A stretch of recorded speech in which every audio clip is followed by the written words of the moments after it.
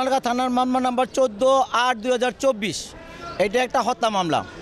এই মামলায় আজকে সাবেক আইনমন্ত্রী আনিসুল হক সাহেবকে গ্রেপ্তার দেখানো সহ 5 দিনের রিমান্ডের প্রার্থনা করে বিজ্ঞ আদালত উভয় পক্ষের শুনানি অন্তে এই আসামিকে 3 দিনের রিমান্ডের প্রার্থনা মঞ্জুর করেছেন।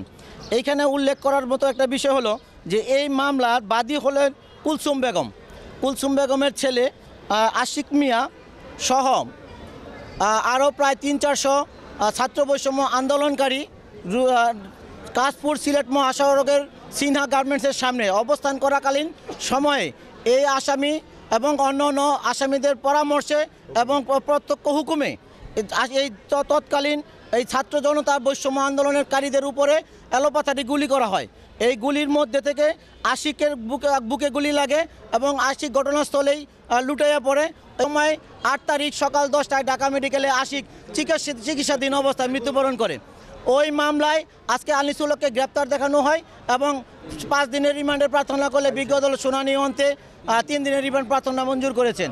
আমরা আশা করছি অচিরেই এই রিমান্ডে নেওয়ার পরে আরও অন্য তথ্য উদ্ধার হবে, মূল রহস্য উদ্ঘাটন হবে, এই ঘটনার সাথে কারা জড়িত সব কিছু বেরিয়ে আসবে। আমরা এতটুকু আশাবাদ ব্যক্ত করছি।